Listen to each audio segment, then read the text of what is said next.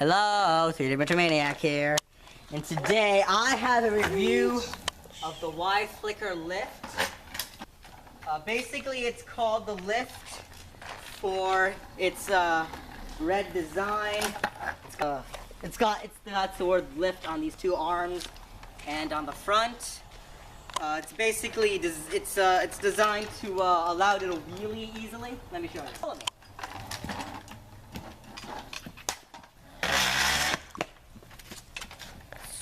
So basically, it allows you to wheelie because of these extraneous wheels, extra wheels, which allow it to literally lift and then place the sort of weight on that second wheel. However, it can go wrong. Like this. Oopsie daisy. Basically what happened was I lifted up too harshly, which is a side effect of just putting too much pressure. It's not going to stop the fall mostly. It just kind of it honestly just gives you a signal, because when you get onto the lift, there's a little bit of a noise, a little grinding when you get the red wheel from the ground. So like here we go. There was a little noise.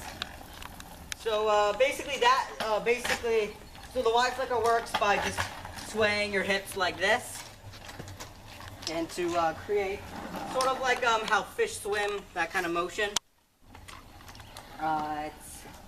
It's a little bit hard. There's a big learning curve with this.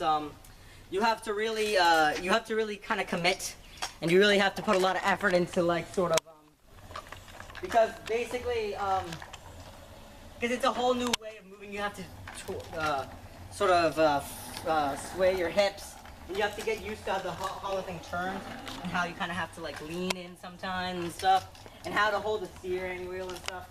But one of the great advantages of this is most razors have a sort of so most razors have a sort of a brake here where you press down and it won't move.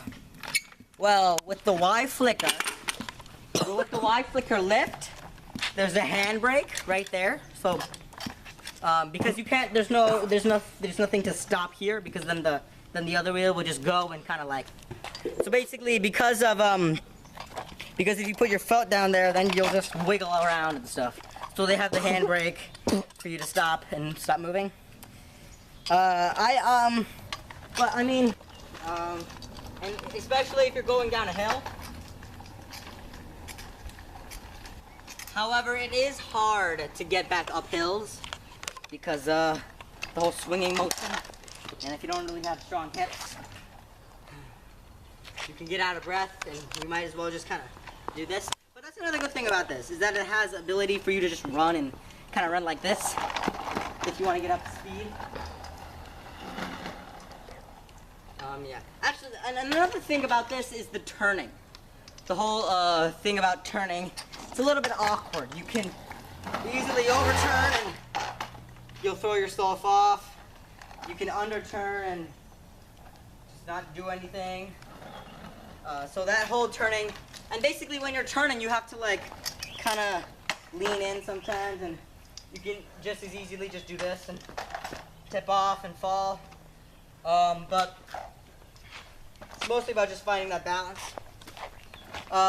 Basically, and another thing that might surprise people is that another thing that's important to some people is it's like kind of compactability and foldability.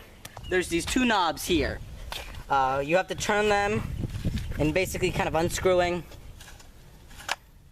and then it just folds like so. So basically it comes from this position and it folds down like that. There's no folding of this main thing. You can't. It's this as folded as it can be. There's no putting away the handles. Unlike a razor, which can not only fold like this, but the rod can also shrink like this, and the handles can go in like this.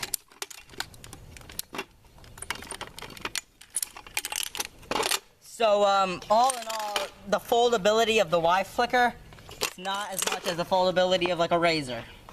So the problem with this, so basically it's got its problems, but all in all it's a fun toy. There's the learning curve.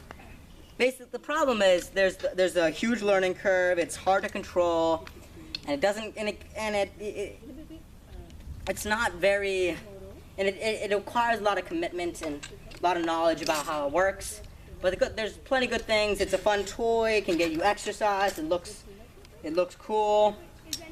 All in all, it's a good. I think it's a good. I think it's good. But it's got its problems. But yeah, it's a good thing.